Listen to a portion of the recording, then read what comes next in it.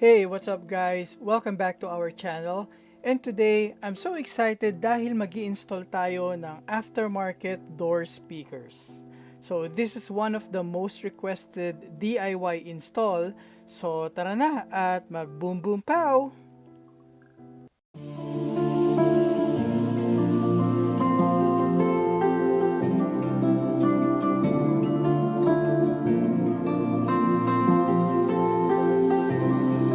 I was angry before, but I circled the drain in my mind. Now this episode is proudly sponsored by MC Audio, the true sound pleasure. Okay, 2 months ago, gumawa tayo ng unboxing video para sa Ground Zero speakers. Ground Zero is a very well-known brand in producing sound quality gears and loud and clear setup. So today, we will install the GZIF 65X coaxial speakers sa ating rear doors and GZIC 16X component system in our front doors. So additional lang guys, we also need this plastic speaker mount na nabili ko sa Shopee para mas madali at maayos ang ating pag-install. So nabibili siya in pairs, so need lang natin ng 2 pairs para sa ating Honda Brio. So here's the stock speakers ng Honda Brio. So kung susukatin natin, they are exactly the same. So this will be a perfect fit to our Ground Zero speakers, and yung mounts ay may holes para sa speaker screws, so there's no need for us na mag-drill. So first thing natin na kailangan alisin ay ang tweeter pod. Ito kasi ay nasa ibabaw ng door panel, so madali lang siya alisin. Gagamit lang tayo ng pry tool. Pwede tayo gumamit ng maliit na flat screwdriver para masungkit yung lock ng harness. So ayan guys, so natanggal na natin ang tweeter pad. So before natin alisin yung door panel, make sure na alisin muna natin lahat ng laman doon sa may bin. Now using the pry tool, sungkitin lang yung gap sa may dulo ng door handle. Once na may angat natin ang isang side ng door handle, sundan lang natin yung gap and gamitan lang ng pry tool para may angat natin ang buong door handle. Now, dahan-dahan lang ang pagsungkit ng mga parts na ito para maiwasan natin na may mabali tayong clip.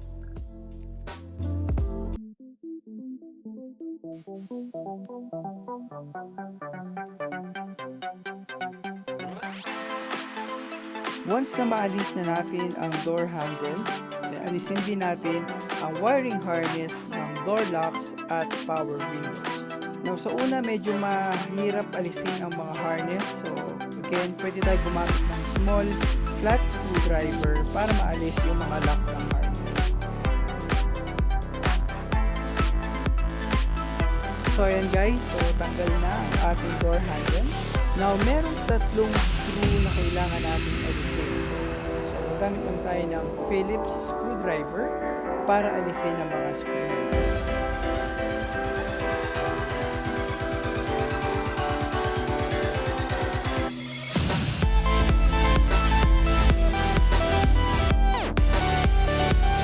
Gamitan na ulit natin ang pry tool, nagsipilang natin yung gilid ng door panel at dahan-dahan itong out. Now, maririnig mo na magpa-pop out yung mga clip sa loob. So, dahan-dahan lang natin siya. Now, after maalis lahat ng clip sa panel ng pinto, iangat lang natin siya ng bahagya dahil nakamount ang top part ng panel sa window gap ng ating pinto. Alright guys, so now we have successfully removed the door panel. Now it's time to remove the stock speaker. So meron lang siyang isang bolt na nakakabit sa mismong speaker. So we can either use a screwdriver or an open wrench para ma-remove yung pinaka-bolt. Now pag-aalisin na natin ang stock speaker, medyo paangat natin siya alisin para hindi masira or mabali yung lower clip. Now, i-remove na rin natin ang speaker harness. So there, tanggal na ang ating stock speaker. Now, this is the subwoofer na kasama sa Ground Zero component system. And as you can see, perfectly fit siya sa ating speaker.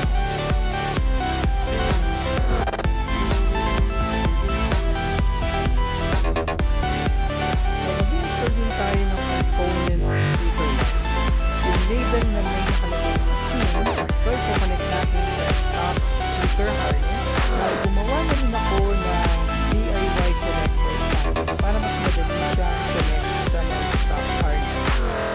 Sa other end ng wiring ay merong label na WF out. Ito ay para sa ating subwoofer. And meron din naman dito label na PW out, and ito naman ay para sa ating tweeter. Now, ilagay na natin ang wiring sa may pinto. Now, if possible, ilatag natin yung wiring malapit sa mga stock wiring dahil sure tayo na hindi siya sasabit sa glass window kapag binababa ito. Now, always check the speaker polarity. May mga speakers na tumutunog o gumagana kahit nabaliktad ang polarity. Usually, ang nagiging issue lang ito ay magiging out of phase ang sound output.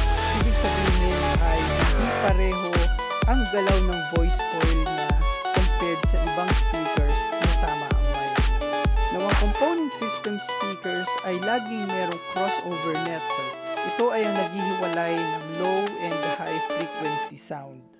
So, make sure na ilalagay natin siya somewhere na hindi obstructing sa may glass window. I-wrap muna natin ng electrical tape yung harness para ma-prevent pagkaroon ng moisture. So, ayusin lang natin ang excess wiring and then itali natin siya using a tie wire sa isang secured location. Now, install na natin ang speaker mount. So, yung bolt na kasama ng speaker mount gagamitin natin dahil hindi fit yung pinakadulo ng stock bolt. Now, i-connect na natin ang wire sa ating speaker. Now, majority ng mga brands like ng Ground Zero ay gumagamit ng magkaibang size ng wire speaker terminal. Ito ay para hindi magkamali or magkabaliktad ang wire. So, ilagay na natin ang subwoofer sa ating speaker mount and secure natin using a self-tapping. Okay guys, so installed na ang ating subwoofer. Now, install naman natin ang ating tweeter.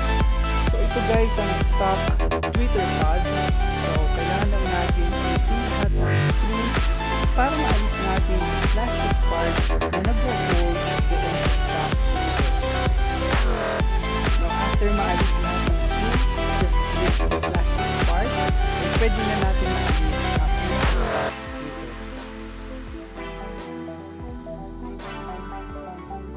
Alright guys, so ito ang tweeter ng Ground Zero component system.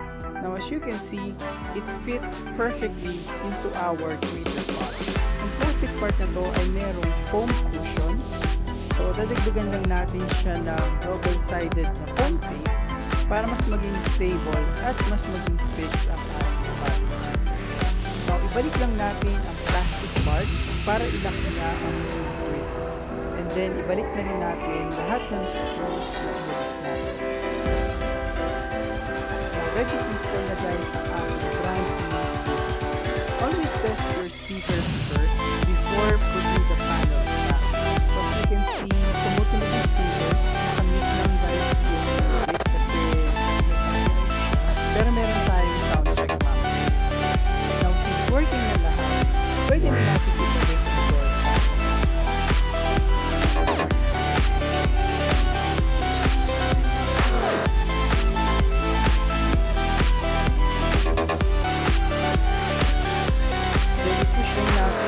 Sides ng panel para mag-lock yung mga panel clips. And of course, ibalik din natin yung tatlong screws sa may door panel at sa may door handle. And huwag kalimutan ibalik ang mga wiring harness sa may door handle switch panel. Now, i-test muna natin, make sure na lahat gumagana bago natin ibalik yung door handle. And meron lock yung door panel bandang unahan na part. So make sure na nakapasok muna yung lock bago natin pumila is pababa at sabit na.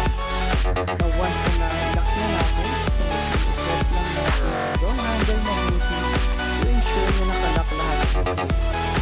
Now para install ang speaker sa kabilang side, so gawin lang ang same exact process.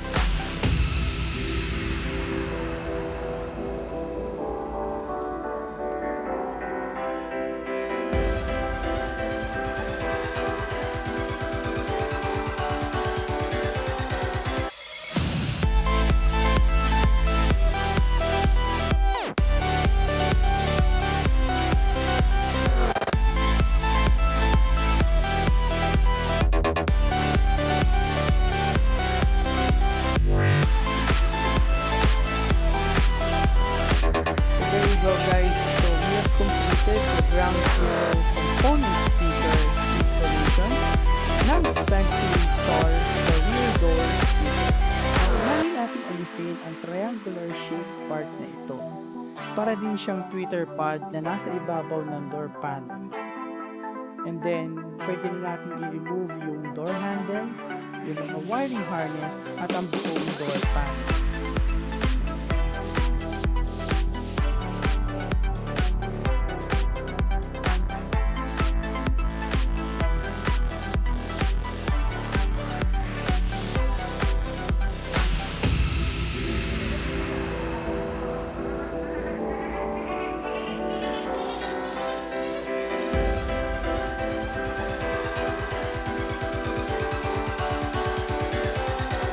Coaxial speakers ang ilalagay natin sa rear door, mas less ang wiring nito at wala siyang crossover lock.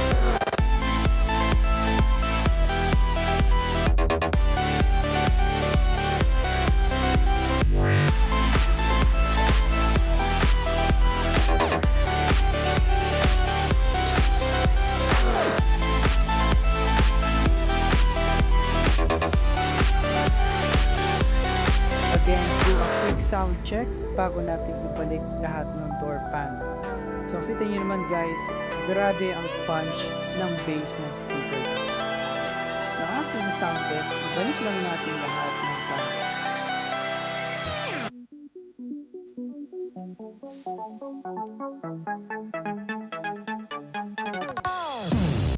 So, we have installed one coaxial speaker, so one more to go.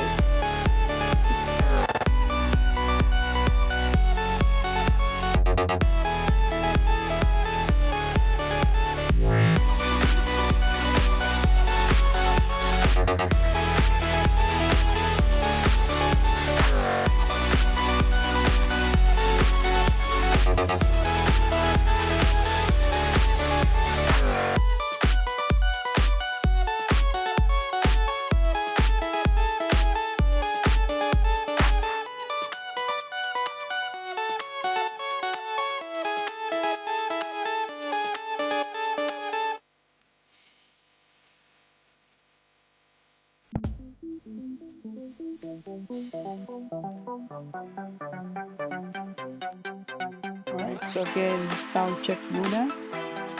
Perfect.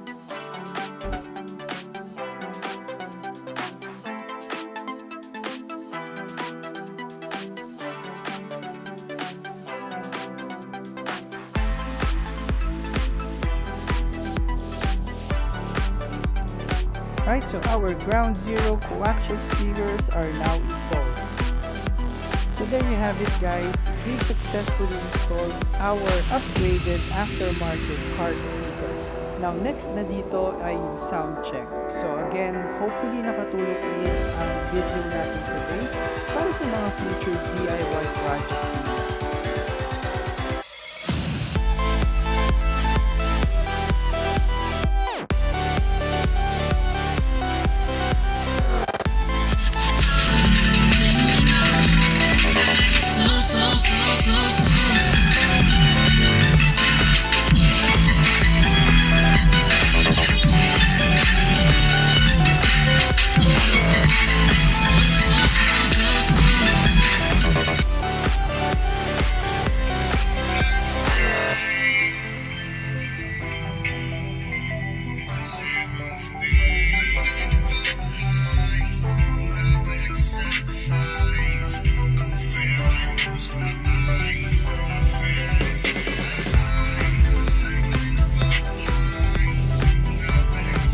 So if you like this video, click that thumbs up button and please subscribe to my channel and click the bell icon para hindi nyo ma-miss ang next video upload natin sa ating channel.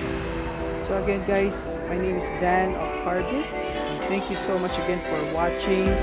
Stay healthy, drive safe, and God bless. And I'll see you on our next video.